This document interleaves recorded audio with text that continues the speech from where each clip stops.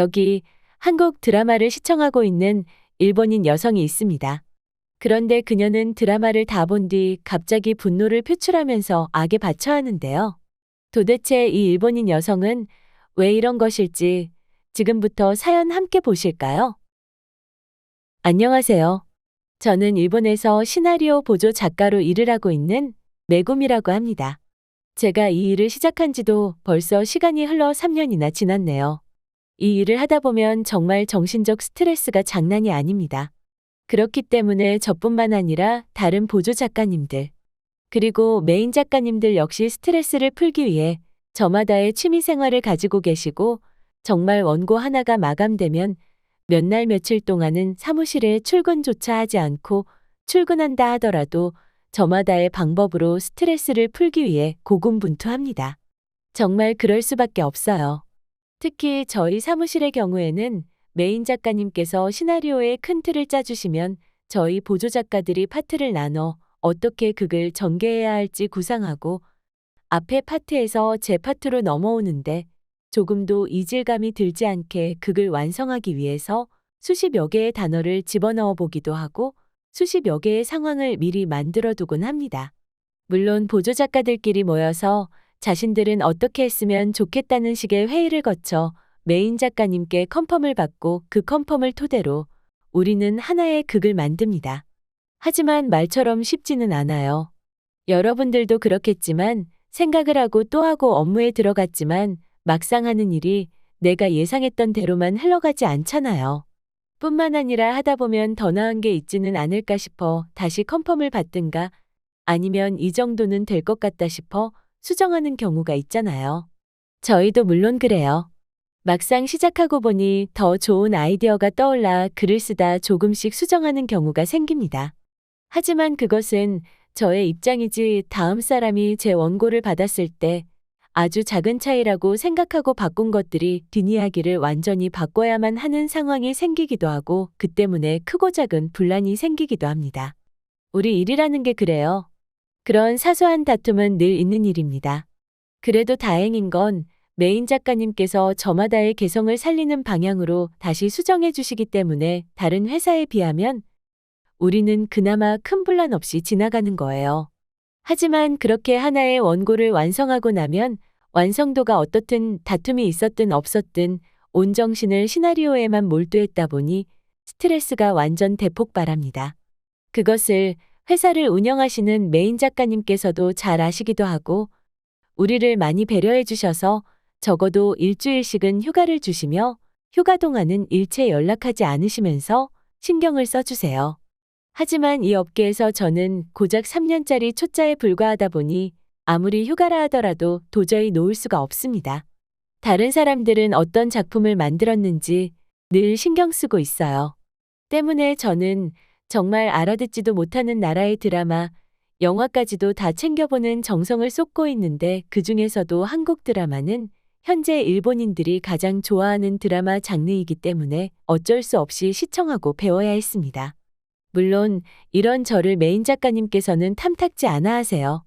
아무래도 쉴 땐 쉬어줘야 하는데 계속해서 일만 생각하면 언젠가 번아웃이 올지도 모르고 이 일에 실증이 날 수도 있기 때문에 늘 쉴 땐 제발 다 내려놓고 어디 여행을 간다든지 아니면 맛있는 음식도 먹고 일하면서 못 봤던 가족, 애인, 친구들을 만나면서 스트레스를 해소하고 맑은 정신 상태로 돌아왔으면 한다고 늘 그렇게 말씀을 해주셨습니다. 메인 작가님은 경력이 오래되기도 했고 늘 트렌드를 만들어내고 앞서 나가시는 분이니까 그렇다 치더라도 저 같은 이제 막 배우는 신인들에게는 있을 수 없는 일이에요. 안 그래도 트렌드를 쫓아가는데 급급하고 트렌드를 놓치면 우리는 더 이상 펜을 잡을 수가 없어요. 우리 일이 연예인들이랑 크게 다르지 않다고 저는 생각합니다. 대중들의 관심을 받지 못하면 저희는 직업을 잃을 수도 있어요. 다시 재기하면 되지 않냐는 사람도 있지만 터무니없는 말입니다. 메인급 작가가 아닌 이상 뭔가 자신만의 작품이 없는 저 같은 신인들에게 재기. 그런 말은 통용되지 않습니다. 한번 무너지면 지하 땅굴을 파고서라도 너 밑바닥으로 추락하고야 맙니다. 재기는 있을 수 없죠. 아무튼 그렇기 때문에 항상 트렌드를 예의주시하고 다른 사람들은 해당 상황에서 어떤 감정 표현을 위해 이런 대사를 썼고 이 대사는 어떤 감정으로 표현해줬으면 좋겠는지 등을 항상 공부해야 하기 때문에 저는 쉬는 날에도 넷플릭스, 왓챠 등등. 그게 아니라면 영화관에서 하루에 한두 편? 아니 적어도 서너 편은 볼 수밖에 없습니다. 한 번 보면 절대 다 이해되지 않거든요. 그래서 두 번, 세 번, 아니 보일 때까지 반복해서 볼 수밖에 없죠. 물론 인기 있는 드라마, 영화를 보는 것이 가장 먼저입니다. 왜냐면 내가 좋아하는 걸 만들어내는 것도 좋지만 결국은 대중들이 원하는 것을 내놓아야 하기 때문이죠. 그리고 지금 일본에서 가장 인기 있는 작품은 역시 한국이에요. 그 중에서도 최근에는 눈물의 여왕이 말 그대로 엄청난 인기를 얻고 있습니다. 사실 한국 작품의 경우에는 최근 몇 년 동안은 고국인 한국에서도 인기가 있지만 일본, 중국, 대만, 태국, 인도네시아 등 아시아를 넘어 미국, 영국, 프랑스, 독일, 스페인 같은 서구권에서도 먹히고 있기 때문에 배울 점이 참 많아요. 그리고 눈물의 여왕의 경우에는 일본에서 사랑의 불시착이냐, 눈물의 여왕이냐를 놓고 논쟁이 벌어질 정도로 엄청나게 큰 인기를 얻고 있습니다. 여러분들도 아시다시피 사랑의 불시착이라는 작품은 최근 몇 년 동안 일본인들이 가장 사랑한 작품이잖아요. 일본 작품, 한국 작품, 미국 작품. 뭐 다 따져봐도 사랑의 불시착은 그냥 있는 그대로 미친 듯한 인기를 얻고 있습니다. 일본을 넘어 미국에서도 각광받고 있잖아요. 특히 미국의 경우에는 사랑의 불시착에 리메이크 버전을 만들겠다고 한 상황이니 얼마나 큰 인기를 얻었는지 잘 아시겠죠? 그런데 이런 사랑의 불시착에 지금 눈물의 여왕이 대적하고 있으니 저로서는 도저히 안 보고는 못 배기죠. 눈물의 여왕을 안 보신 분들이 거의 없겠지만 이 드라마는 현지 최고의 재벌집 딸이 시골에서 올라온 변호사와 사랑하여 결혼해 벌어지는 러브스토리입니다. 하지만 결혼 3년 만에 남편은 집사 취급을 받게 되고 차갑고 자아도취적인 여주인공과 함께 사는 것에 지치게 됩니다. 그러면서 이혼을 결심하게 되고 이혼을 말하려는 찰나 여주인공이 앞으로 살 날이 3개월 남았다는 고백을 듣게 됩니다. 이혼을 원했던 남주인공은 미움밖에 없던 아내의 예상치 못한 기대 수명에 어떻게 유산을 물려받을까 하는 생각에 빠지게 되고 최선을 다해 아내를 보필합니다. 하지만 그러던 와중에 둘은 서로 많은 대화를 하게 되고 진심으로 사랑에 빠지고 많은 고난과 역경을 이겨내는 그런 흔한 듯 흔하지 않은 러브스토리입니다. 솔직히 저 이 드라마를 처음 볼 때 엄청 큰 기대를 했습니다. 사실 저는 이 드라마에 출연한 남자 주인공 김수현의 이전 작품인 별에서 온 그대라는 드라마를 너무 재밌게 봤고 그때 팬이 되었거든요. 아무튼 눈물의 여왕의 경우에는 처음에는 아무런 사전 정보도 없이 드라마를 보게 되었어요. 그냥 사람들 사이에서 인기가 많다는 이유로 또 제가 좋아하는 김수현이 나온다는 이유로 보기 시작했고 처음에는 그저 결혼 3년차 부부가 위기를 극복하는 전형적인 그런 뻔한 러브스토리라고 생각했는데 5화가 끝난 뒤 저는 눈물이 멈추지 않더군요. 시나리오 작가로서 어딘가 반전은 있을 것이라고 생각했지만 반전 없이 전개되는 바람에 시무룩해져 있던 상황에 갑자기 허를 찔렸기 때문입니다. 그리고 이 부분에서 정말 충격적이지 않을 수 없었어요. 김수현의 아내 역할로 나오는 김지원이라는 배우는 극중에서 퀸즈그룹의 3대째 멤버이자 백화점 사장 홍혜인 역할로 나오는데 그녀는 자신의 생각을 명확하게 말하고 자신의 삶을 사는 멋지고 의지가 강한 캐릭터입니다. 그녀는 이 작품 이전의 상속자들, 쌈마이웨이, 나의 해방일기 등의 작품으로 이미 유명했지만 이번에도 확실한 캐릭터 변신을 이뤄냈고 저는 세상에 이런 대기업 아가씨가 있다니 너무 멋져라는 생각을 할 수밖에 없었고 그녀의 캐릭터는 지금껏 보여주었던 캐릭터들과 완전히 달라서 새로운 매력으로 저를 끌어들였어요.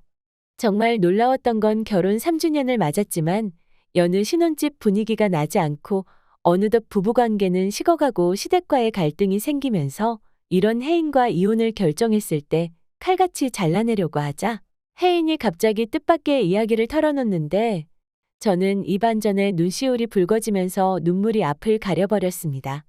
뿐만 아니라 눈물의 여왕이 사랑의 불시착과 푸른 바다의 전설 별에서 온 그대를 집필한 작가라는 걸 알고 까무라칠 정도로 놀랐어요.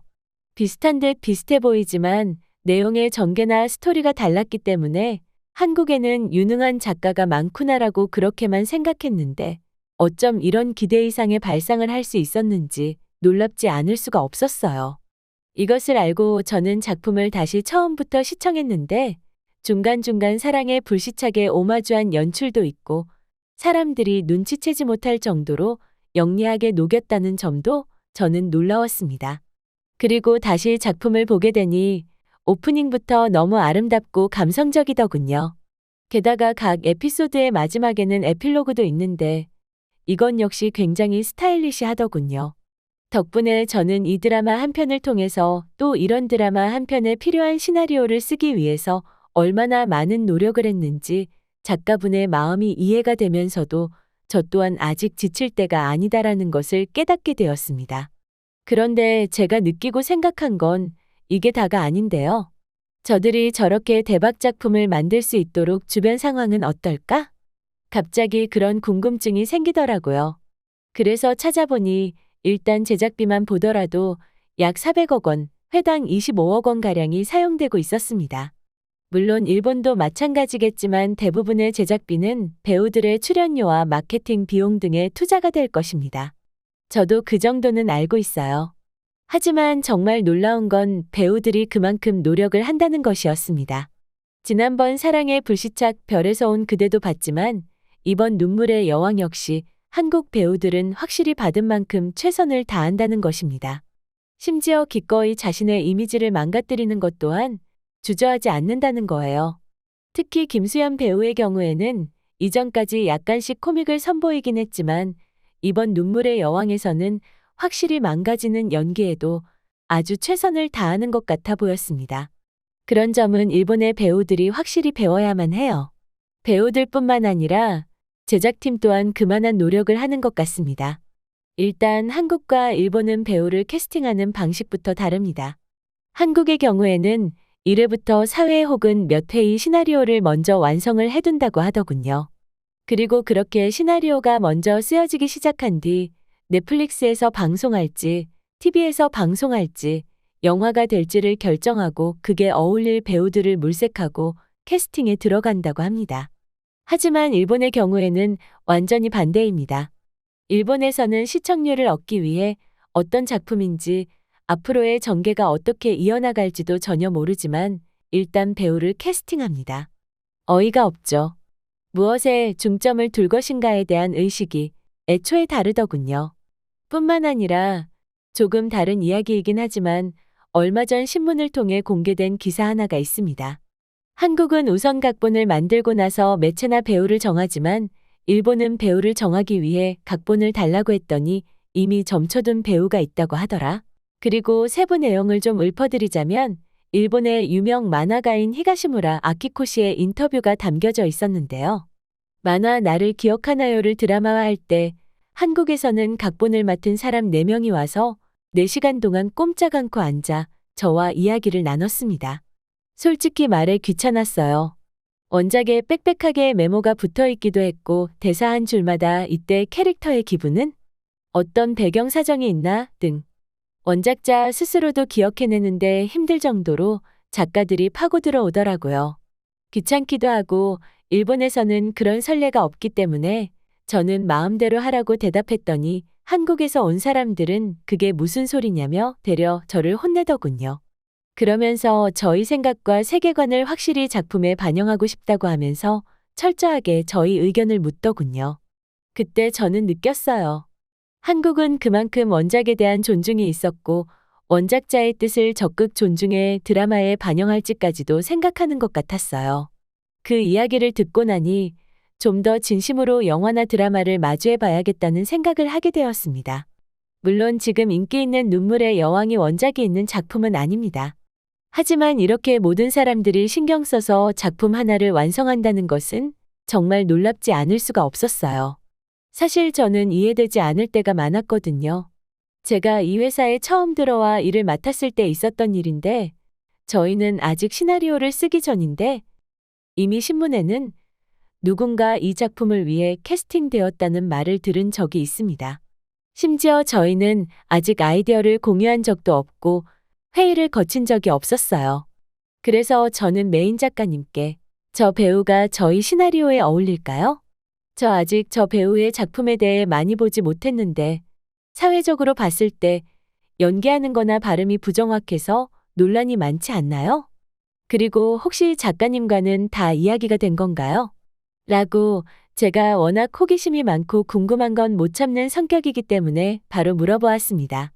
하지만 메인 작가님의 반응은 시큰둥하셨고 잠시 생각하시던 작가님의 대답은 충격적이었어요. 그냥 그러려니 하세요. 저희는 항상 저런 식이거든요. 저희가 일하는 방식이 그렇고 우리나라 대부분은 저런 식으로 일이 진행돼요.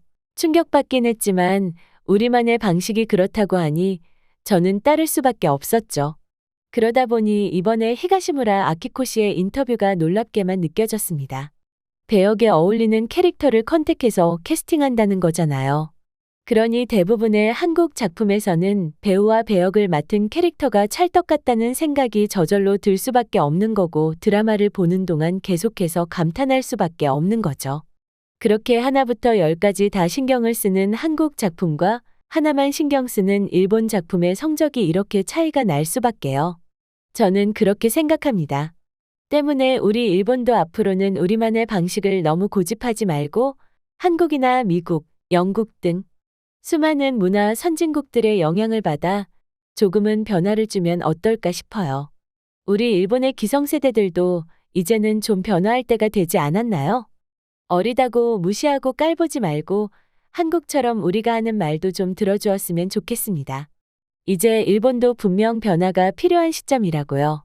물론 저희 이 글 하나로 인해 큰 변화가 생기진 않겠지만 조금씩 아주 조금씩 변화해 제가 은퇴하고 다음 세대에서는 우리 일본의 문화 콘텐츠가 세계를 주름잡지는 못하더라도 어느 정도 영향을 미칠 수 있으면 좋겠습니다. 지금까지 저희 하소연 봐주고 들어주셔서 감사합니다. 오늘 준비한 사연은 여기까지입니다. 영상 끝까지 시청해주셔서 감사드리며 여러분의 구독, 좋아요, 알림 설정은 영상 제작에 큰 힘이 됩니다. 다음 더 재미있는 사연으로 찾아오겠습니다.